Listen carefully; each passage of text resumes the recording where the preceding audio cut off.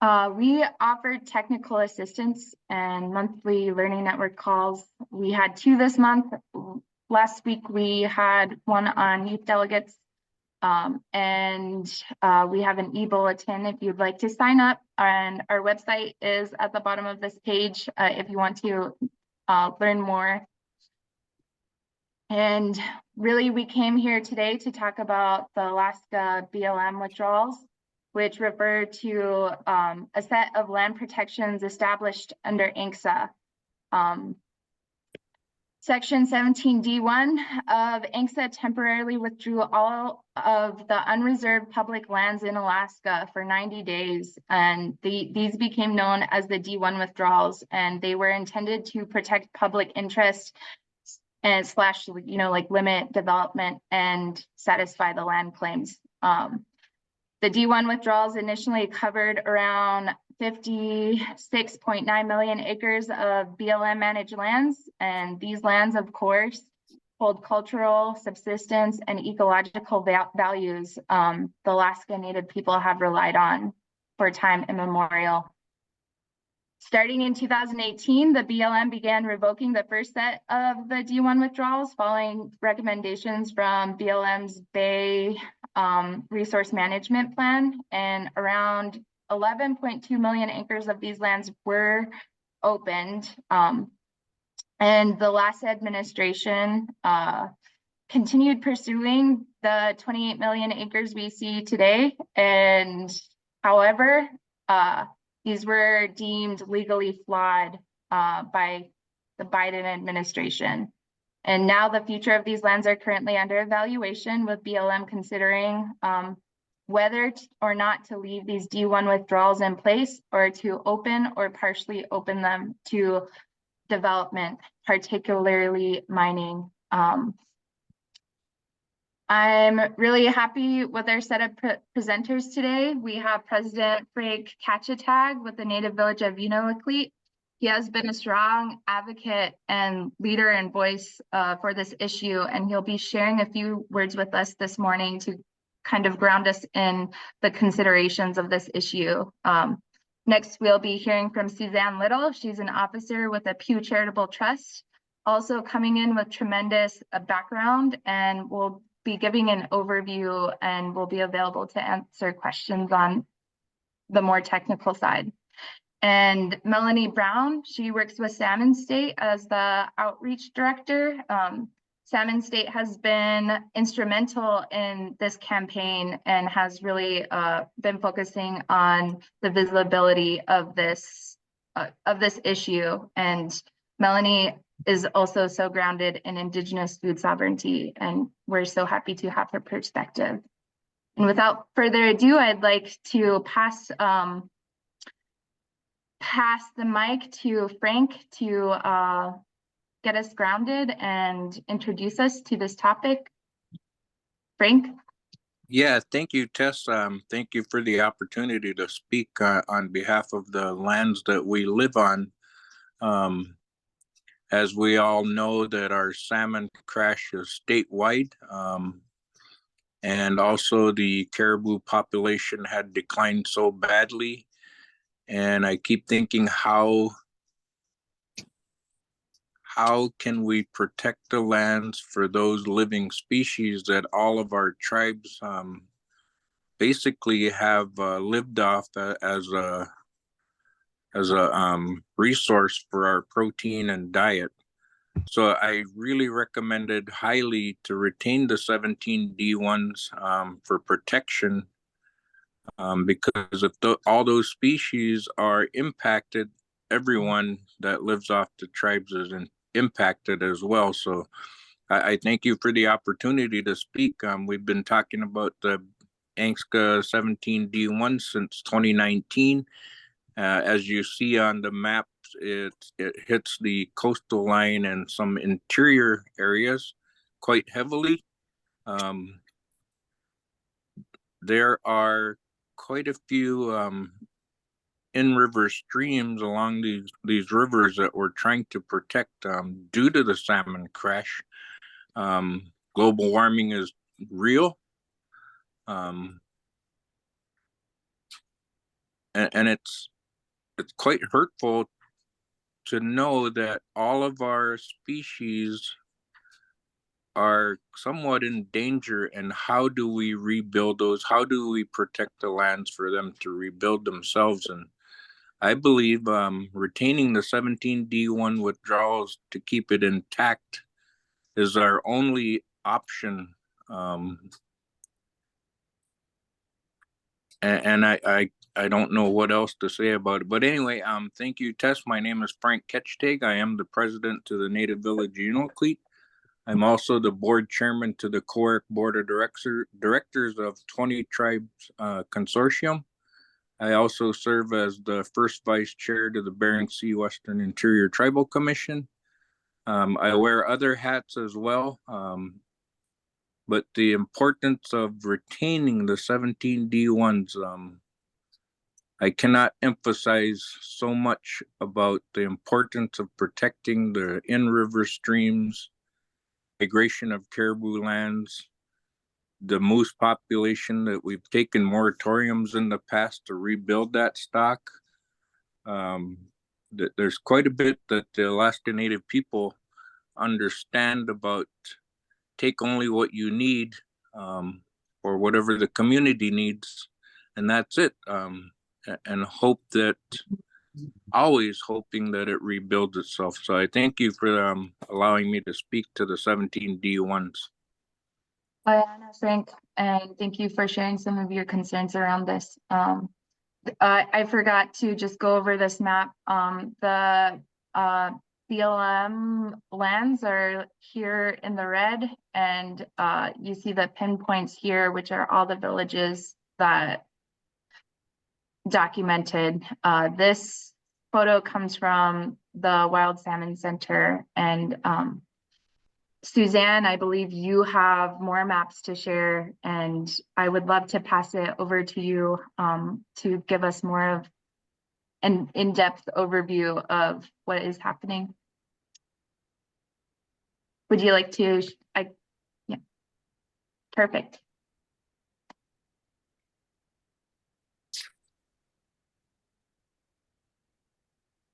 Can you see the screen okay?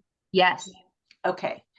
I'm going to leave it on this screen, and because I've had trouble being able to see. No problem. I think that To works. advance. Okay, I'll get that out of the way. All right. Here we go. So first of all, I'm Suzanne Little, and I'm an authorized advisor with the Bering Sea Interior Tribal Commission. That is a 38 tribe commission that was formed in 2019. And the commission formed because BLM was rejecting the tribe's nominations for protections of salmon producing watersheds in the BLM resource management planning process.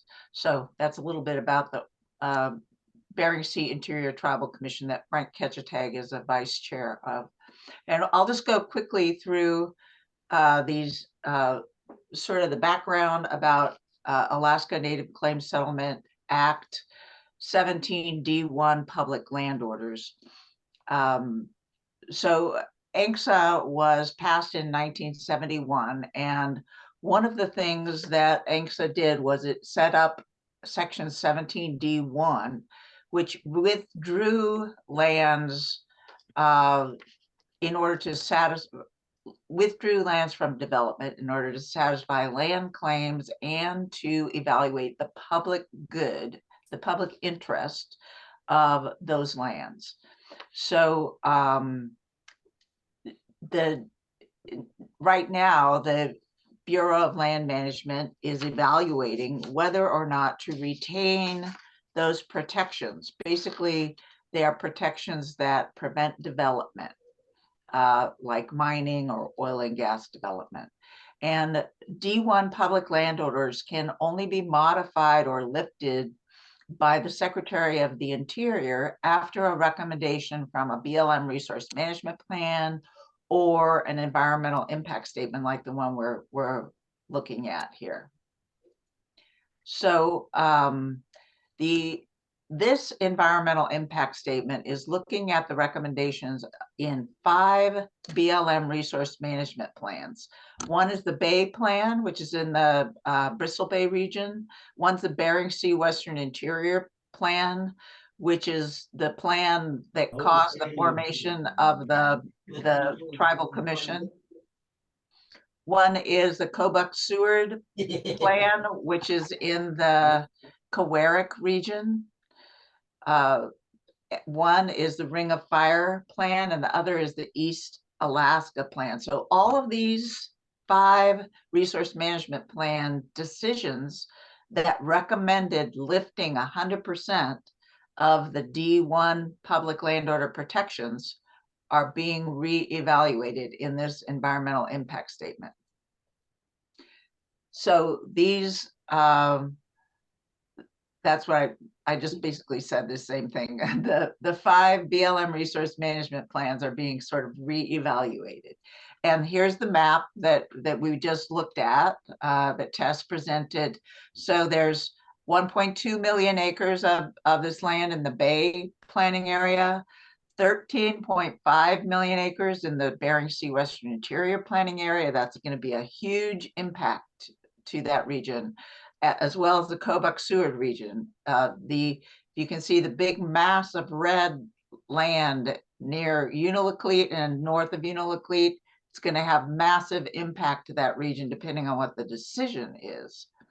So, and of course, you know, the salmon, this map shows the watersheds that are going to be affected by this decision. Lots of streams and that are important for salmon, which are hurting right now. And caribou habitat, lots of caribou habitat for wintering range of caribou. And then all of these communities that Tess showed this map earlier, all those little yellow dots are communities that are intrinsically connected to this land and achieve food security and food sovereignty with the connection to this land.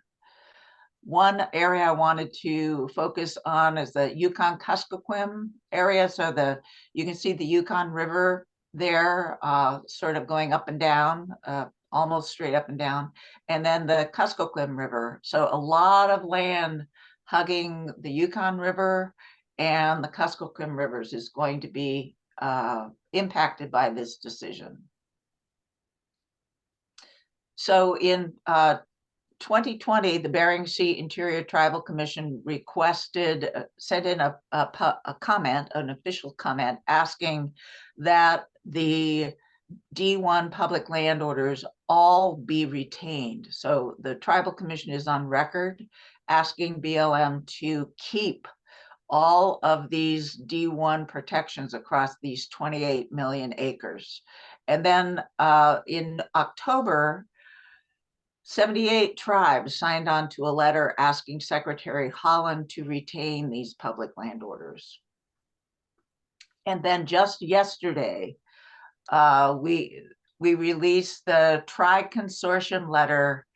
AVCP, Kawarik, and TCC CEOs all signed this letter asking for retention of all of the public land orders to protect subsistence resources and food security. So I think I'll stop this and then go to my next slide. Okay, how do I do that? Hold on. Okay, so now I'll tell you, can you see this? Okay, thank you, Tess. Now I'll tell you some specific information about the draft environmental impact statement itself. So this draft environmental impact statement is analyzing whether to retain or keep or revoke, remove, sometimes they say lift, public land order protections that currently prevent different forms of mining across 28 million acres. So on December 15th, BLM released this draft environmental impact statement and announced a 60-day public comment period, which ends February 14th. And I'll send this this PowerPoint out to everybody, or to Tess, and she can send it out. And it's got the link, the comment link for commenting on the EIS. BLM did not choose a preferred alternative in their environmental impact statement. Sometimes federal agencies do choose a preferred alternative. In this case, they did not. So here's kind of an overview of the alternatives in the draft EIS. Alternative A is the no action alternative. And in that alternative, all D1 protections are retained or kept.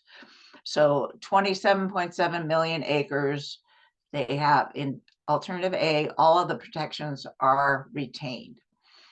Alternative B, all the protections are retained except for the state of Alaska's priority 1 and 2 selections. And there isn't a lot of land in the state's priority 1 and 2 selections. So 27.3 million acres of D1 protections are retained in alternative B. Alternative C revokes D1 protections in high mineral potential areas and in state top filed priority 1 and 2 lands. And 7.7 million acres of D1 protections are removed in alternative C. In alternative D, all of the 28 million acres of protections are revoked or lifted.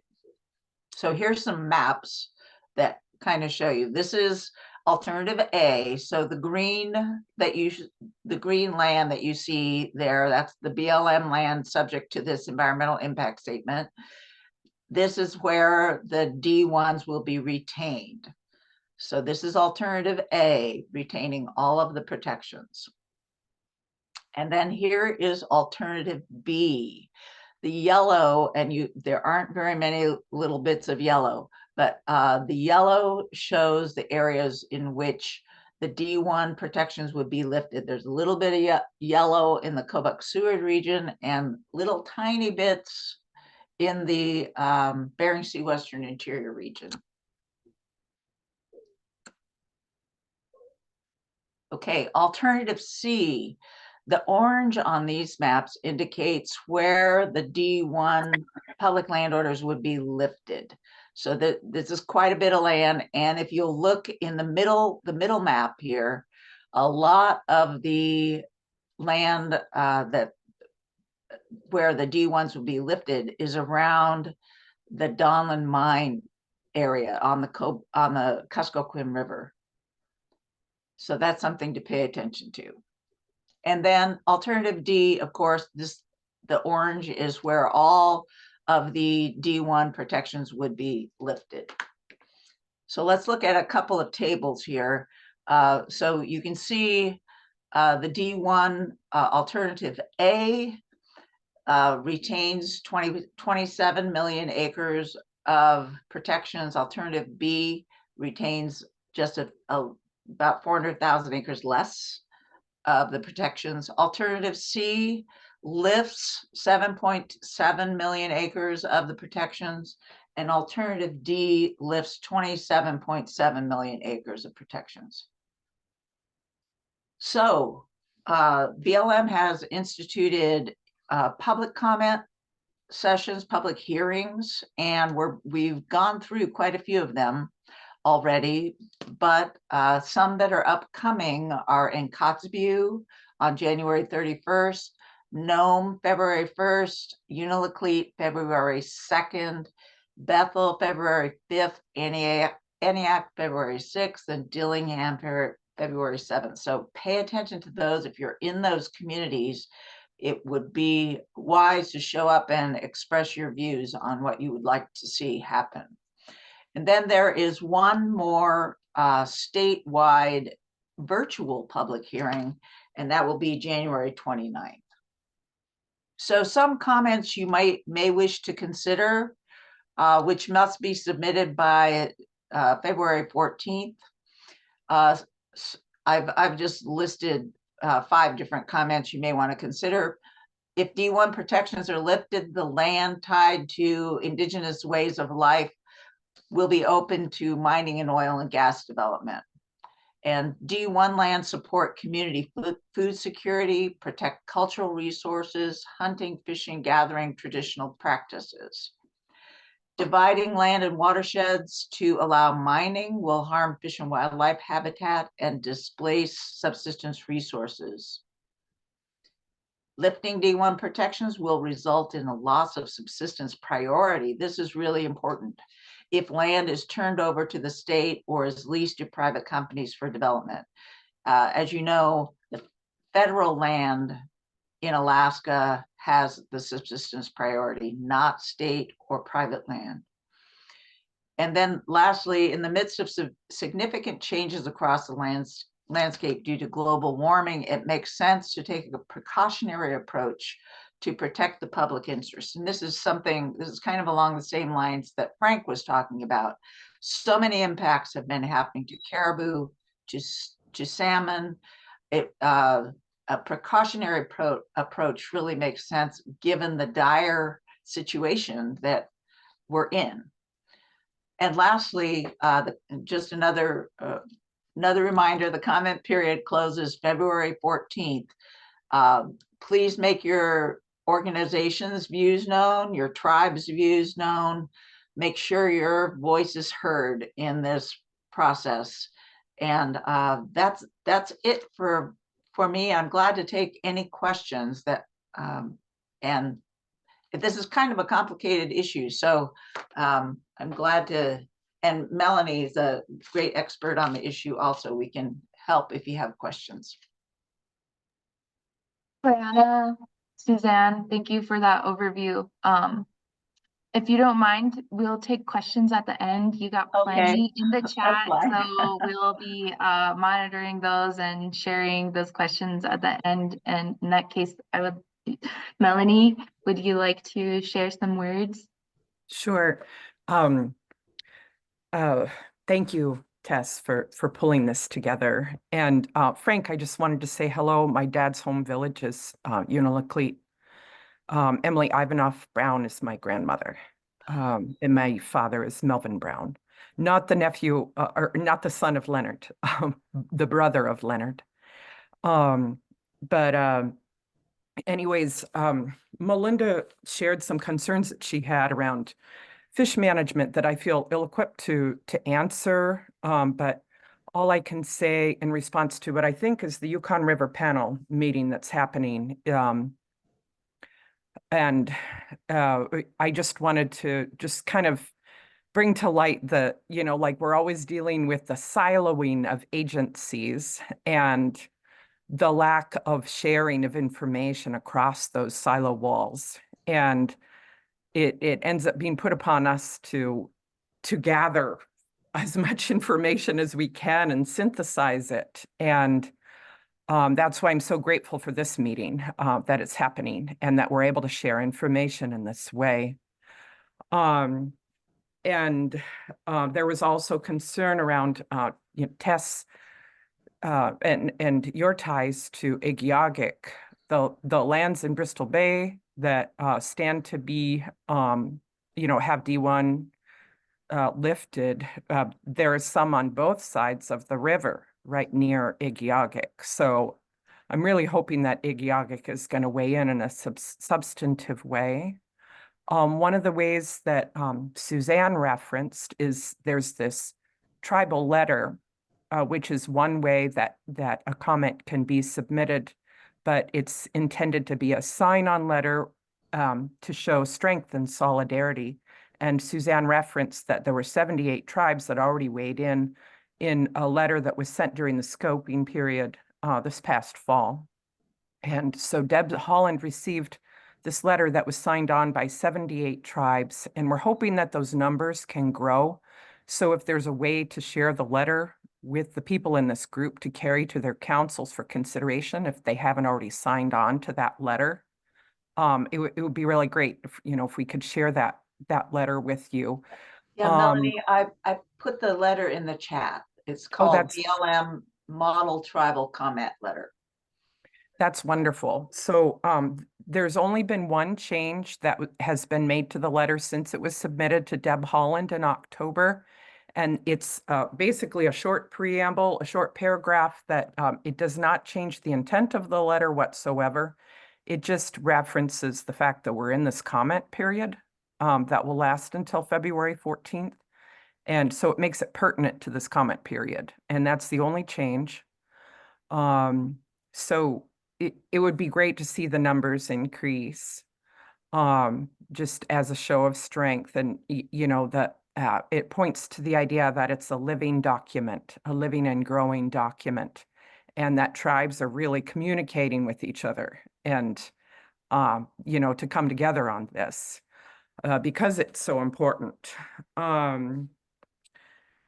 One of the things that has kind of come up in the hearings that I think is worth being aware of, it's frustrating that the comment period fell across the holiday. It's a 60-day comment period, but we almost lost, a month because of the holidays that all run together. But our concern is that if there's an extension, that industry will show up in a big way. So, and so far, it's been really heartening to see that any of the public testimony that's been given at these meetings, it's been, everybody has asked for alternative A, everybody that has stood up to testify. So that's the no action alternative. And we've actually been surprised and maybe a little nervous that industry hasn't shown up and testified. And so at this point, we figure that they're going to show up, like with a big, probably a long, exhaustive document of their own, maybe almost as long as the DEIS, who knows? But that's why it's important for people to mobilize now for the remaining hearings. One other thing that I don't think was mentioned so far, but it's really easy to find on the BLM portal that Suzanne posted and then Melinda put the link in the chat. So open that link so you have a tab open there. But another way to testify is by calling the hotline and basically just leaving a voicemail. So, if you're one of those people that doesn't like to get up in front of other people and talk, this is one way that you can speak your heart, but it's to a recorder. And so, yeah, I already mentioned, be sure to, and Suzanne too, be sure to ask for alternative A. And another thing that they to be aware of, if you do attend a hearing, you're going to basically see a recorded PowerPoint. They play a video, and a lot of the definitions are kind of hard to interpret. So I really like what you did, Suzanne, in your presentation. I feel like you broke it down better than they do in their presentation. But one of the tips for testimony that BLM gives is that they said that the most effective testimony is to share information that is not already in the DEIS. And I know it's a lot to pour over. But one thing that you can keep in mind is, in addition to speaking to your relationship with the land and how it feeds you and your family and friends, without maybe giving away your hunting grounds, your berry picking spots, or where you go set up your fish camp. But if you can be specific about your relationship to the land and how you, what areas you access without being too specific, if you are concerned about giving up hunting grounds, the more specific you can be, that would be something that really points to how we use our land in Alaska to nurture ourselves.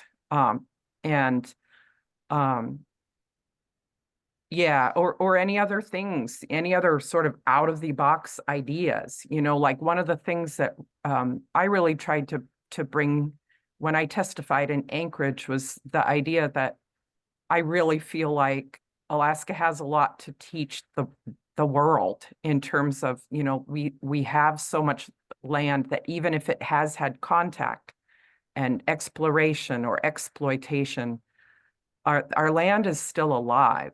It's not paved over. And there's so much richness in that.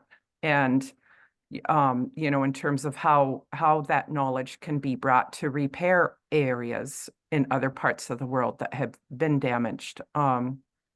And then the fact that we have these great migrations, and there's so much effort being put into, you know, like restoring buffalo herds and stringing enough land together to create migration routes for buffalo again, or bison down in the States. We don't want to be in a position where we're trying to repair migration routes, you know, so it's really important to speak to the pathways of our caribou and how they feed us, and if exploration and development comes in, it's going to scatter those herds, and it'll be so much harder for people to feed themselves. So, but you know, if you're able to do that in a really specific way, I think that, you know, that would be considered a unique comment that would have to be considered by BLM. Let me see, what else?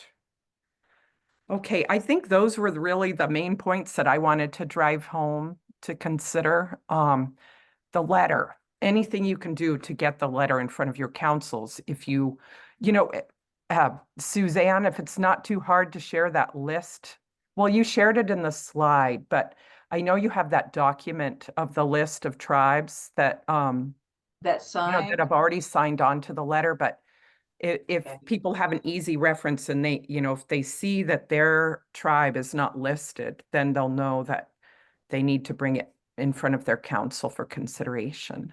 So if it's not too hard to share that list that you have, or I can even email it to Tess after we're done Yeah. here. yeah, I think I can, if I can find it, I'll share it. Okay. Well, thank you, everybody. I think this is, it's like, it's heavy, but it's also really exciting because it creates something that we can come together around. And I think that's always a good thing. So thank you. Melanie. Well, there are plenty of questions in the chat, and I can read off a couple. There's a question, all the area plans, I'm guessing the resource management plans recommend 100% lift of the protections, but people who live there want to keep them in place. Who wrote the plans? The environmental impact statement has been developed by the Bureau of Land Management and their staff. Am I answering your question? I'm guessing, and Anna, if you want to come off mute and explain your question a little bit more, you're welcome to. But I'm guessing it's the resource management plans. Who creates the resource management plans, like the Bay? Oh, okay. That's the same answer. The Bureau of Land Management creates the resource management plans, and these are the resource management planning efforts are really long. Usually it takes 3 or 4 years. In the case of the Bering Sea Western Interior Plan, it took 9 years from the beginning of the planning process until it was done. So those are really big efforts, usually taking 3,000 or more pages, a lot of effort by tribes in participating in public meetings and nominating areas for protections as areas of critical environmental concern. Tribes work really hard in, at least in the Bering Sea Western Interior planning process, and did not achieve really anything that they asked for, which is why this D-1 process is so important to the Bering Sea Western Interior tribes, because those are the only protections left out on the landscape. Because the plan, the resource management plan, didn't have any protections in it. as it was finalized. One other thing that I'd like to point out that but we haven't stated explicitly is that a lot of the D1 lands in the Bering Sea Western Interior, they're adjacent to, they lie in the Yukon-Kuskokwim Delta, and the Donlin project, it's close enough, where the deposit lies, where the Donlin gold deposit lies, it's close enough to the D1 lands in the Bering Sea Western Interior on the eastern edge, I guess, the northeastern edge, that they stand to, if those lands are taken from withdrawn status and prioritized for mineral entry and developed, there's the risk that those mineralized areas would be exploited adjacent to each other. They would basically enable each other. Whichever infrastructure might be built first would make it easier for the other to be built, if those areas are exploited because they're open to mineral development. Another question here from Chait. Will the state get conveyance of their priority 1 and 2 selections in the 17D1 area, regardless of the outcome? No, if alternative A, the no action alternative, is chosen, then the state will not achieve its priority 1 and 2 selections. However, if alternative B is chosen, then the state will achieve its priority 1 and 2 selections, and that land will turn over to state ownership, and the subsistence priority would be lost on that land. And then alternative C includes the lands that BLM has designated as high mineral potential, as well as the state's priority 1 and 2 selections. So the high mineral potential land and the state's priority 1 and 2 selections would basically leave federal management in alternative C. Hope that makes sense. Thank you, Suzanne. Okay, a question from Sarah. Is it normal for BLM not to choose an alternative decision? And Sarah, if you want to explain a little bit more, you're welcome to come off mute. Yeah, basically, I'm at the start of when I joined, I saw that they said that in the first draft, an alternative decision wasn't chosen. So maybe I misunderstood that, but I was wondering if that's regular, or what's usually the outcome? Do they have to make a decision on which alternative decision they choose? Or yeah, I was just right. So BLM will make their decision will end up being a recommendation, which is going to be one of the alternatives. So alternative A, B, C, or D, or maybe they will modify. They don't have to stick with these 4 alternatives. They could make a new one if they want to in their final decision. And that recommendation will go to the secretary, and then the secretary will sign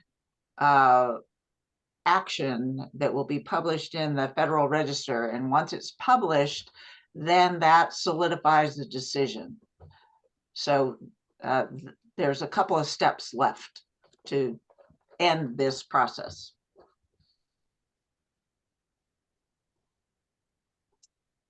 Thank you, Suzanne. And I know that we have been throwing around 28 million acres a lot. And Kevin is asking, why is 28 million lifted, but then it says 27.7.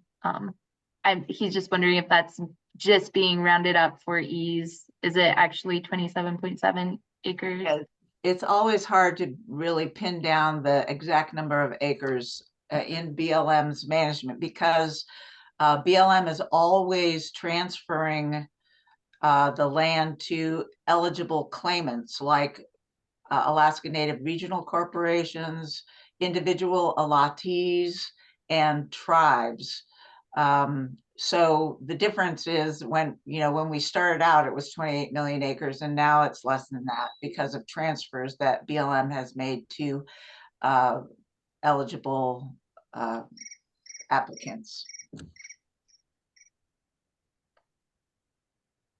And a question from Carol Oliver.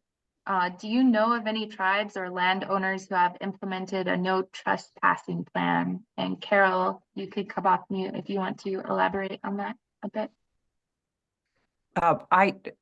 I don't know of any, and as far as I know, it's not allowed, because one of the things that we didn't really mention specifically or explicitly is the D1 lands. They have been set aside, to provide for migratory routes and salmon and other fish habitat and so forth.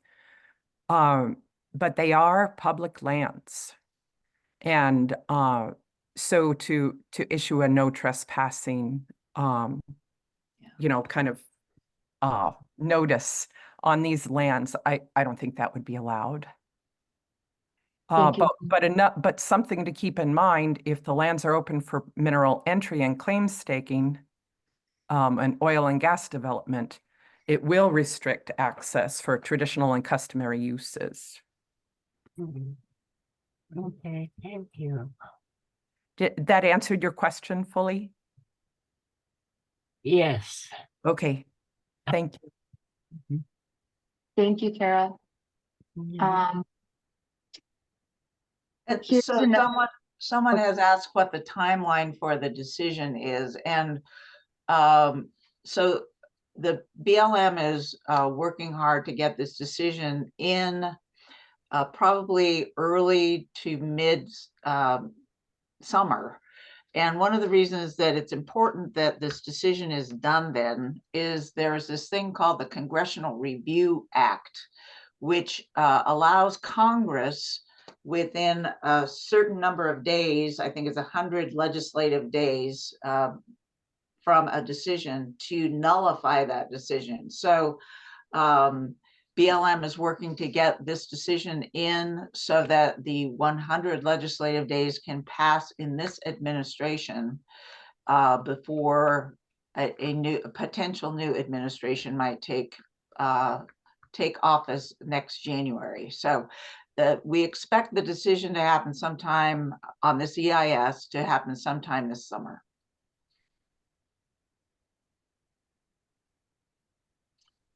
Thank you, Suzanne. Would anyone, are there any more questions? People are welcome to put it in the chat, or if you'd like to come off mute, we can answer those. Yes, this is Kevin Heller. I just want to say thank you for putting on this webinar and this informational session. It is so needed and such a complicated topic. And Suzanne and Melanie, great job, kind of wrapping it all up for us in a nice package. So I'm putting a bow on it for us to be able to open it up and, raise our voices up here. I did just want to give a public invitation to everyone, and I think it's something that's kind of coming out more and more, but I work at the Alaska Native Tribal Health Consortium in the Contamination Support Program, and we are the chairs of the ANCSA Contaminated Lands Partnership Group. And so this is this is kind of a partnership group that consists of representatives from various government agencies like USFS, Department of Interior, DOD, EPA, Alaska, DEC, ANCSA village and regional corporations, and tribes. And in the chat, I posted our website that has all of our recorded materials from all of our meetings. Our most recent one was on January 17th last week. And I also put in the chat as well a link to the ArcGIS map put on by the EPA recently, showing all the ANCSA contaminated lands that were conveyed to to Alaska Native communities, during the transfer of ANCSA lands. And so it's an ArcGIS map showing what the status of those lands are, if they're in the cleanup phase, et cetera. And although this does not include the lands that we're talking about today, I feel that this directly, is tangentially related to what we're talking about, because, these are examples of what happens when lands are contaminated. And so we really do invite you all to participate in these open meetings where we do community feedback sessions with staff from the various government agencies. And one of you mentioned the siloing, and this is an opportunity to kind of break down those silos, because we do have all the representatives from all the different agencies for you to be able to talk to about various things. And our next meeting will potentially be during the ANVCA conference, which is happening April 23rd to 25th.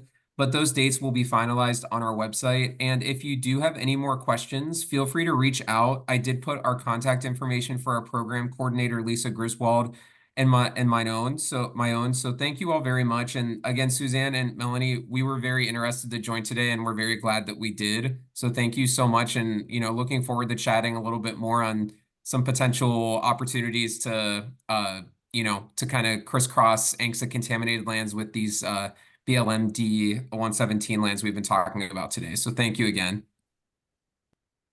Our team can definitely reach out Good for to know. some. We do have some other questions in the chat.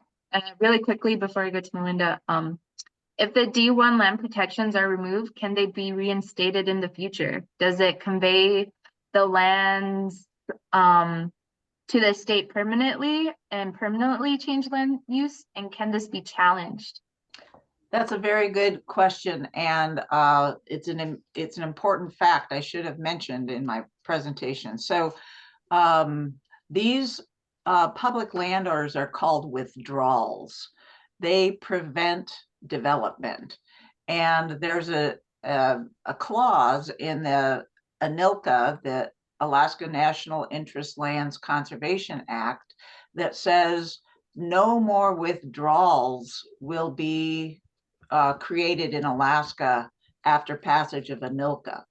So if the exception is if it's under 5,000 acres, then it's possible for a withdrawal to be created. But if it's over 5,000 acres, it takes an act of Congress to reinstate a withdrawal in Alaska. Once these withdrawals, these public land order protection withdrawals, are removed, it will take an act of Congress, in other words, a vote by all of the US House and the US Senate, to put them back. So chances of that happening are very, very slim. So once these things are gone, they are gone forever. Thank you, Suzanne. Melinda? Yeah, hi. I just wanna emphasize a couple of points that we heard here. I'm Melinda Chase. I'm with the Alaska Tribal Resilience Learning Network with Tess, but I also have been fortunate enough to sit as an advisor with the Tribal Commission, and that Suzanne has been with. And then, of course, my own home village has a great deal of BLM lands up the Anvik River watershed that you've seen there that moves over to Unalakleet. And so, yes, it's great to see the turnout here today.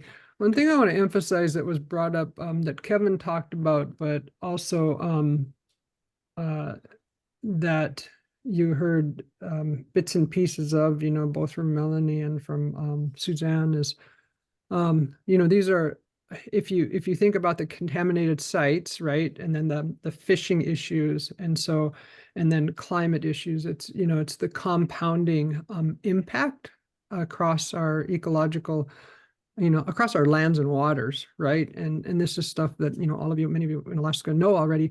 But like the National Climate Assessment 5 is out, like Chapter 3 talks about all the impacts that are happening on swift ecological change, and how those changes are compounded and impacting others. And so it may be also useful to think about when weigh in and remembering that this is something that came from ANCSA, right? And we had, Indigenous people in our generations before us that weighed in on ANCSA to have a land claim. So to me, it's very significant.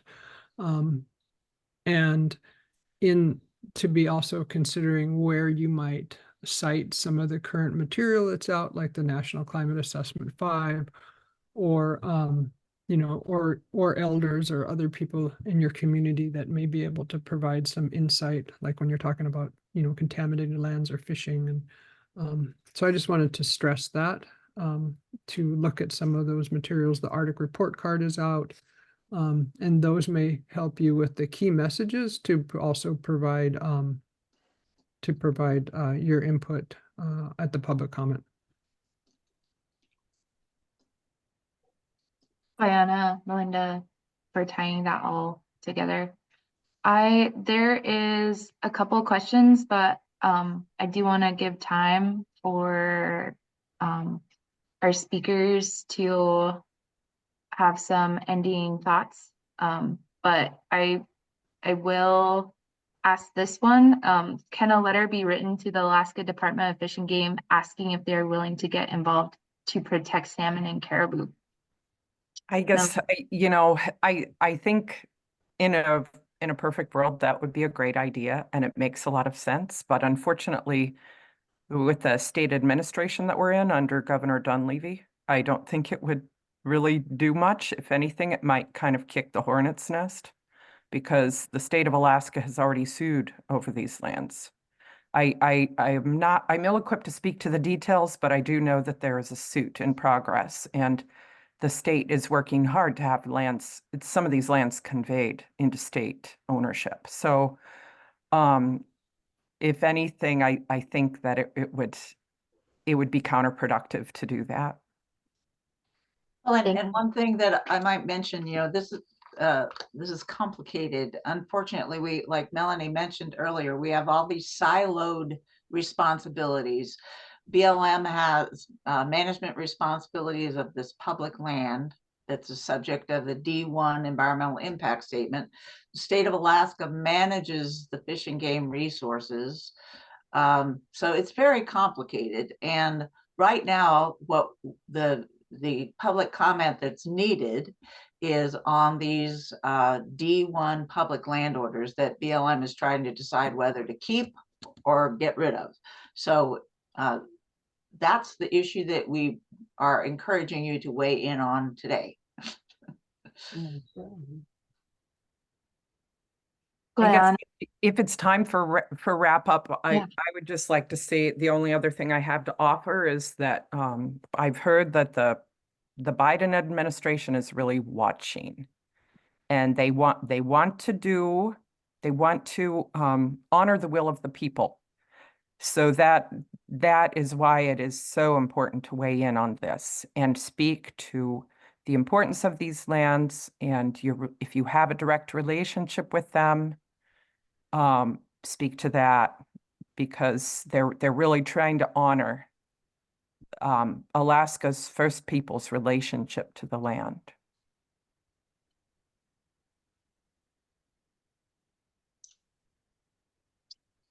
Frank or Suzanne, do you have any closing thoughts? Well, I don't think I can say it any better than what Melanie said already. One of our tribal commission members said, we don't own the land, but we belong to the land, and anything that happens to the land happens to us. So with that in mind, I mean, that is a true statement for many communities in Alaska. And with that in mind, this land is critically important to so many communities' well-being. So I encourage your community to weigh in on this important public input period. Thanks so much for having us here. Yes. Thank you. Um, I actually have a question for those of you who are still online. Justin and Goyana, everybody for weighing in. I'm curious if a handwritten letter holds any more weight than an emailed or typed letter. any way I- that I you don't want know. to communicate is acceptable to the federal agency. There is a PO box anyway, a US Post Office mailing address, and then the e-comment portal. Those are the two ways that you can get your message to BLM. Melanie, you looked like you also had something to say earlier. Oh, and just that I don't really know what would carry Okay. more weight. I guess as an individual, I would say that, you know, the body of your letter or email would probably carry equal weight, but if you have the ability to carry an organizational letter into the comment portal, you know, because of an affiliation that you have, I think that would carry maybe a little more weight than just an individual comment. You know, Okay. if you are able to bring that in. Hi, Mary. Hi, Melanie. It's good Your to see you. name in the Zoom. Oh, With hi. our last with our last minute, I'll just update y'all on upcoming events. The Alaska Forum on the Environment is happening February 5th through 6th.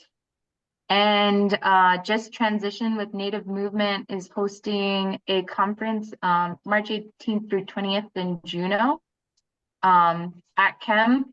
And I always forget what this stands for. Environmental Management, I think, is at the end, is March 26th through 29th. If you guys need travel approval, it's probably good to start thinking about these. And the National Tribal Leaders Climate Summit is happening this April 15th through 17th. Thank you guys so much for joining. This is such an important topic and glad that we're able to connect with you all. We will be following up with resources. This Zoom has been recorded and will be posted on our website along with any relevant documents and presentations allowed by our speakers. Guyana for joining. Tess, this is Frank. Yeah, Frank, go ahead. Last minute comment to Melanie. The tribal consortiums, AVCP, Tanana Chiefs, and CORAC had signed on to a letter to retain the 17 D1s. And I thank them for that. We've worked so hard since 2019 for these 17 D1s to be retained. And just for everyone to know that the tribal consortium CEOs had signed on to the letter that we've been really discussing quite a lot. So I thank you all for the time. And Melanie, thank you for acknowledging where you're from. So thank you. Yeah, thank you, Frank. Thank you. Guyana.